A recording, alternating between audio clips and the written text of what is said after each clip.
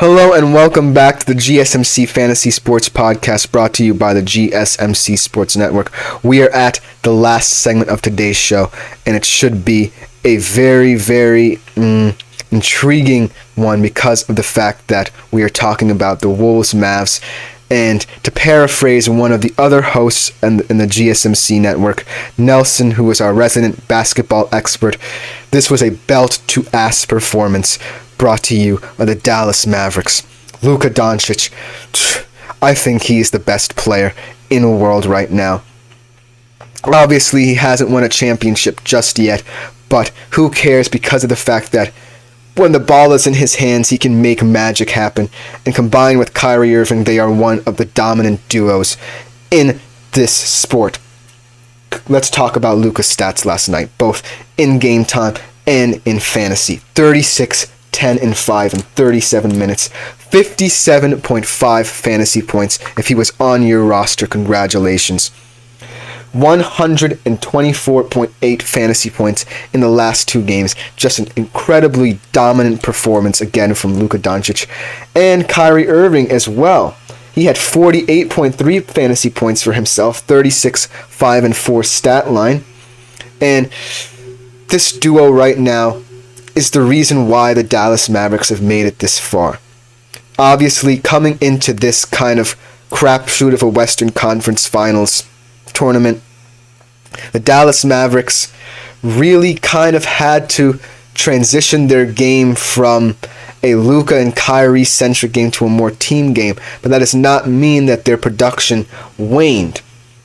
They become this dominant duo because of the fact that Dallas is willing to build around them, and as we've seen through their demolition of all these teams in the Western Conference, the fact that the Dallas Mavericks are willing to do whatever it takes to get to the NBA Finals and potentially win an NBA championship for Luka Doncic and Kyrie again.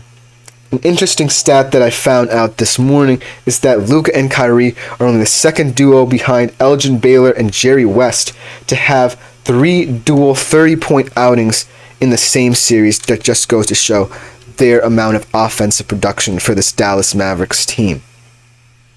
But two other players who we've also highlighted on this channel need to get their due respect in their ability to be some of the better role players surrounding Luka and Kyrie in this series and this postseason.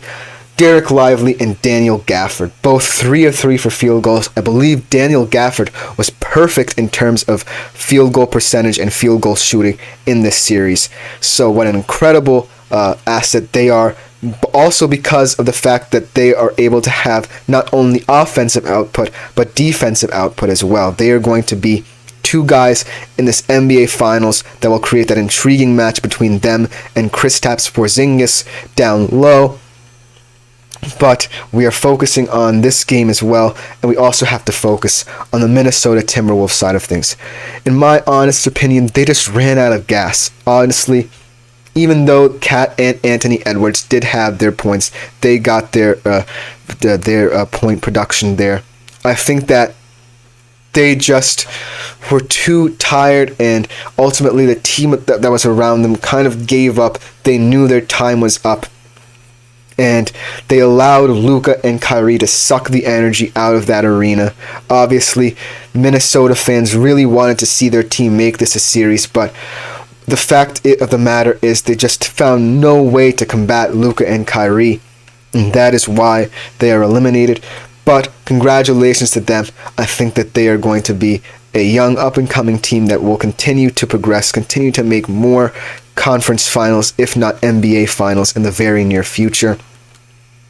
But looking ahead kind of to this final series, because this offers so many different storylines, diverse storylines, intersecting. Kyrie looking to beat his former team, make sure that banner number 18 does not hang in TD Garden. Luka Doncic looking to cement himself as the best player in the world. The Boston Celtics looking to cement themselves as one of the best teams in NBA history. Obviously, they've had a fantastic net rating. They've had a fantastic defensive rating, just a well-rounded team. Jason Tatum looking to dispel the notion that he cannot perform in clutch time, in clutch series. Jaylen Brown looking to continue his fantastic run through this postseason. And Drew Holiday and Derek White looking to prove that they are two of the best defenders in the league. Drew Holiday looking to prove that he was one of the better acquisitions of the season, along with Kristaps Porzingis returning to the Celtics lineup. Look for him to be a very interesting player to follow throughout this series to see if he can hold up in real game time in what should be a very intriguing defensive matchup, like I said, between himself and Derek Lively and Dan Gafford. I think this is going to be a much more fantastic, interesting series than people think. I don't think that the Celtics are completely out of the water yet. Yes, they have proved that when their backs are against the wall, like we saw in the Indiana series, where they were down in 3 of the 4 games they won, that they can come back and steal some games. But like I said, they haven't necessarily been challenged as much as they will be by the Dallas Mavericks duo of Luka and Kyrie. They did not face Tyrese Halliburton for most of the Indiana series. They did not face Donovan Mitchell for most of the Cavs series. And they did not face Jimmy Butler for most of the Heat series. So this is the first time they are truly being tested by the Mavs and their fantastic duo. But I think what separates these two teams is the fact that the Celtics have so much versatility and length defensively that no matter who switches onto Luka and Kyrie, they will make sure that they have a tough matchup that will make Luka and Kyrie's lives much harder. I think that the Davs are going to have to rely upon their role players to get more offensive production because it can't all be Luka and Kyrie in this series.